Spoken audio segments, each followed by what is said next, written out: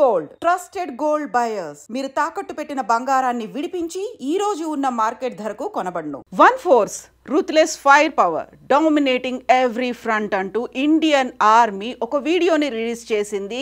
కరెక్ట్గా precision strikes చేసిన 10 నిమిషాల తర్వాత బ్యాక్గ్రౌండ్లో కనిపిస్తున్నటువంటి ఈ వీడియోనే హైలైట్ చేస్తోంది తాము చేసినటువంటి ప్రిసిషన్ స్ట్రైక్ ఎలాంటి effect చూపించబోతోందో.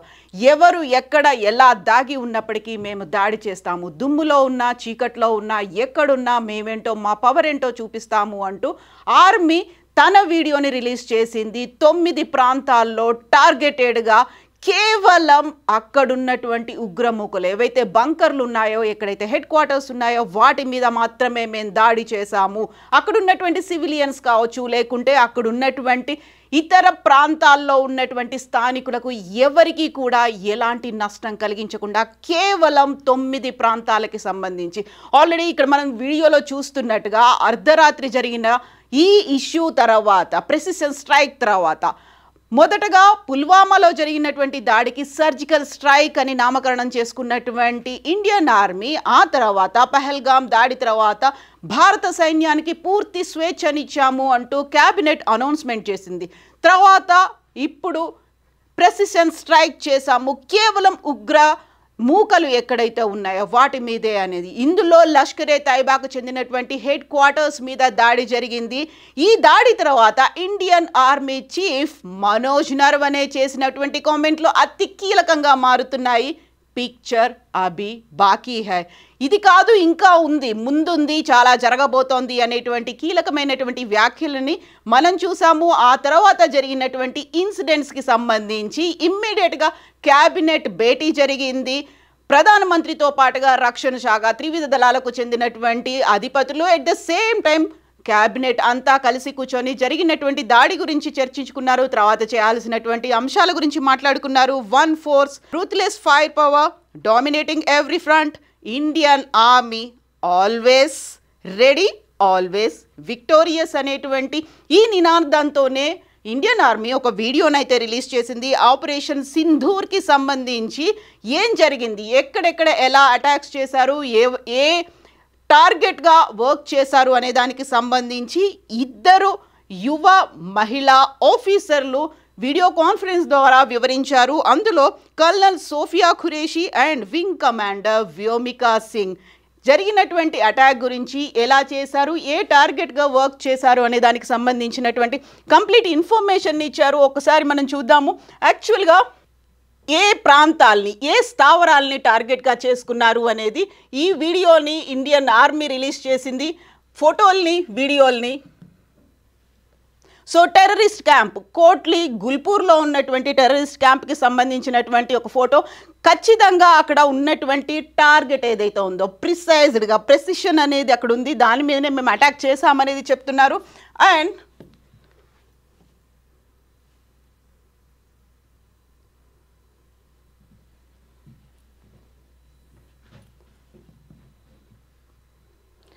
Terrorist camp destroyed, Kotli గుల్పూర్లో ఉన్నటువంటి టెర్రరిస్ట్ క్యాంప్స్ మీద ఎలా దాడి చేశారు, ఎక్కడ టార్గెట్ అనేది ఉంది, ఆ టార్గెట్కి సంబంధించినటువంటి ఫోటోలని, వీడియోలని 2 మహిళా అధికారులు రిలీజ్ చేశారు.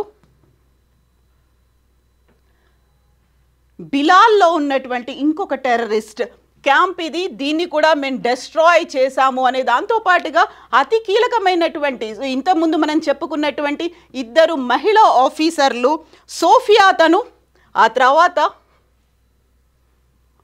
వ్యోమికా సింగ్, ఈ 2 వివరాల్ని అందించారు. మనం ఒకసారి పహల్గామ్ సంఘటనకి సంబంధించి చూసుకున్నట్టయితే ఓవరాల్గా అక్కడ మగవాళ్ళని చంపారు, ఆడవాళ్ళు వదిలేసినప్పటికీ కూడా సింధూర్కి సంబంధించి పేరు పెట్టడం కూడా అక్కడ ఉన్నటువంటి మహిళలు, అక్కడ ప్రాణాలు కోల్పోయినటువంటి భర్తలకి గుర్తుగా తమ సింధూరాన్ని కోల్పోయారు, అందువల్లే దాన్ని పెట్టామని చెప్తున్నారు. దానికి సంబంధించి ఇప్పుడు నేవీ చీఫ్ మనోజ్ నరవనే చెప్పినట్టుగా పిక్చర్ అభి బాకీ హై, దానికి కూడా ఎంచుకున్నది మహిళల్ని మాత్రమే ఎంచుకున్నారు, మహిళా అధికారుల్ని ఎంచుకున్నారు. సో ఇక్కడ మనకు అతి కీలకమైనటువంటి ఇంకొక వీడియో కనిపిస్తోంది. వాళ్ళు రిలీజ్ చేసినటువంటి క్యాంపుల్లో ఏవేవి డెస్ట్రాయ్ అయ్యాయి అనేది. అర్ధరాత్రి జరిగినటువంటి అటాక్స్, ఎక్కడ అటాక్ చేశారు, దేని మీద దాడులు జరిగాయి, అవి ఎన్ని కిలోమీటర్ల దూరంలో ఉన్నాయి, లాహోర్తో పాటుగా బిలావర్పూర్, వీటన్నిటికీ సంబంధించినటువంటి ఇన్ఫర్మేషన్ని, కోట్లీ గుల్పూర్లో ఏం జరిగింది, అది ఎంత దూరంలో ఉంది, జనావాసాలకు ఎంత దూరంలో ఉంది, అక్కడ ఎంతమంది ఉన్నారు, ఎలాంటి క్యాంపులు ఉన్నాయి, వీటన్నిటికీ సంబంధించినటువంటి ఇన్ఫర్మేషన్ని ఈ ఇద్దరు యువ అధికారులు వినిపించారు. కల్నల్తో పాటుగా wing commander colonel Sofiya, wing commander Vyomika release చేసినటువంటి వీడియో ఇది. దీంతో పాటుగా యూజువల్గానే ఇప్పుడు మనకు ఒక డౌట్ వస్తోంది, ఆపరేషన్ సింధూర్ అనేది ఎందుకు పెట్టారు అని. ఆపరేషన్ సింధూర్కి సంబంధించి అర్ధరాత్రి 1:30 తర్వాత జరిగితే 1:44కి ఆపరేషన్ సింధూర్కి సంబంధించి ఇండియన్ ఆర్మీ ఒక ఫోటో రిలీజ్ చేసింది, జస్టిస్ ఈ సర్వ్ జై హింద్ అనేది. సో ఇది చాలా కీలకంగా కనిపిస్తోంది. ఆపరేషన్ సింధూర్లో ఎందుకు పెట్టుకున్నారు అనేది. సింధూరం అనగానే మనకు భారతీయ మహిళలకు సంబంధించి, వివాహితలకు సంబంధించి కనిపిస్తోంది. అండ్ అక్కడ చాలామంది భర్తల్ని కోల్పోయారు, 28 మంది భర్తల్ని కోల్పోయారు. దానికి గుర్తుగా సింధూరం అని పెట్టుకున్నారు. దీంతో పాటుగా కశ్మీరాన్ని భారతదేశానికి సంబంధించి ఒక హెడ్ భాగంగా చూస్తుంటారు. అండ్ సోషల్ మీడియాలో విపరీతంగా ట్రెండ్ అవుతున్నటువంటి ఫోటో భరతమాతకి సింధూరాన్ని అద్దినట్టుగా ఉంది అనేది. దీంతో పాటుగానే సింధూరం అనేది ఒక కశ్మీర్లో ఉన్నటువంటి కుంకుమ పువ్వుకి గుర్తుగా కూడా చెప్తుంటారు కాబట్టి సో సింధూరాన్ని అందులో పెట్టినట్టుగా. అండ్ ఇప్పుడు ఉన్నటువంటి ఈ ఫోటోని పట్టి చూస్తే ఏ టెర్రరిస్ట్ క్యాంపులు ఉన్నాయి, ఎక్కడెక్కడ అటాక్ చేశారు. మనం ఇంతకుముందు చెప్పుకున్నాము 9 ప్రాంతాల్లో అటాక్ అనేది జరిగింది.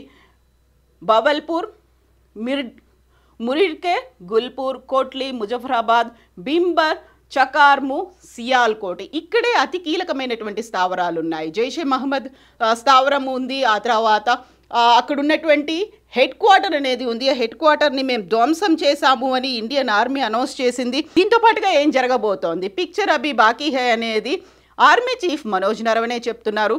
అండ్ పాకిస్తాన్ మాత్రం భారతదేశానికి సంబంధించినటువంటి 3 యుద్ధ విమానాలని, జెట్లని మేము కూల్చేశామని చెప్పినప్పటికీ అదంతా అవాస్తవమని భారత ఆర్మీ కూడా అనౌన్స్ చేసింది. ఒకవైపు ఆర్మీతో పాటుగా ఎయిర్ ఫోర్స్ కూడా ఈ ఆపరేషన్లో పాల్గొన్నారు. ఎట్ ద సేమ్ టైం నేవీని కూడా సిద్ధంగా ఉంచారు. త్రివిధ దళాలకు సంబంధించినటువంటి అధిపతులంతా ఈ సమావేశాల్లో ఉన్నారు. కొద్ది రోజుల క్రితమే కేబినెట్ సమావేశంలో కూడా చాలా కీలకమైనటువంటి ప్రకటన ప్రధానమంత్రి నరేంద్ర మోదీ చేశారు. సైన్యానికి పూర్తి స్వేచ్ఛనిస్తున్నాం, వాళ్ళు ఎప్పుడైనా ఎక్కడైనా ఏదైనా చేయొచ్చు అనేది. సో వాళ్ళు తీసుకున్నటువంటి డెసిషన్కి దేశం అంతా మద్దతు పలికింది. పార్టీలకి అతీతంగా రెస్పాండ్ అవుతున్నటువంటి లీడర్లను చూసాము. ఇది భారత్ సాధించిన విజయంగా జై హింద్ అంటూ, భారత్ మాతాకి జై అంటూ చేస్తున్నటువంటి నినాదాలని కూడా చూస్తున్నాము. అండ్ పాకిస్తాన్ మాత్రం మేము ఎప్పుడైనా అటాక్ చేస్తాము, ఎక్కడైనా అటాక్ చేయడానికి రెడీగా ఉన్నాము అనేటువంటి మాటని పాకిస్తాన్ కూడా చెప్తోంది. ఒక రకంగా చైనా అయితే దీన్ని ఖండిస్తోంది. అమెరికా అయితే దశాబ్దాల తరబడి జరుగుతున్నటువంటి ఒక పోరాటం, దీనికి అతి తొందరలోనే ఒక ముగింపు రావాలని కోరుకుంటూ అనేటువంటి మాట అమెరికా అధ్యక్షుడు ట్రంప్ కూడా చెప్పాడు. సో పిక్చర్ అభి బాకీ హై అంటే ఇంకేం జరగబోతోంది. ఒకవైపు మాక్ డ్రిల్లు జరుగుతున్నాయి, ఒకవైపు అవగాహన కలిగిస్తున్నారు, ఇంకోవైపు యుద్ధానికి సన్నద్ధంగా ఉన్నటువంటి సిచ్యువేషన్ అయితే ఉంది. సో నెక్స్ట్ ఏం జరగబోతోంది, వి నీడ్ టు వెయిట్. నిజంగా ప్రస్తుతం ఉన్నటువంటి సమాజం దేనికి ప్రయారిటీ ఇస్తుంది? ఆర్థిక సంబంధాల చుట్టూ మాత్రమే తిరుగుతుంది. మళ్ళీ ఎన్నికలంగానే చాలా విరక్తి కలుగుతుంది. మంచి అనిపిస్తుంది కదా, లేడీస్ కూడా ఛాలెంజింగ్ జాబ్స్ చేసినప్పుడు చాలా బాగుంటది. ట్రాఫిక్ అసిస్టెంట్స్ గా నియమించిన ట్రాన్స్జెండర్స్ అందరితో సాల్యూట్ చేయించుకుంటున్నారు. ఫుడ్ డెలివరీ ఇవ్వటానికి వెళ్ళినటువంటి డెలివరీ బాయ్ అనిల్ పై కళ్ళ ముందు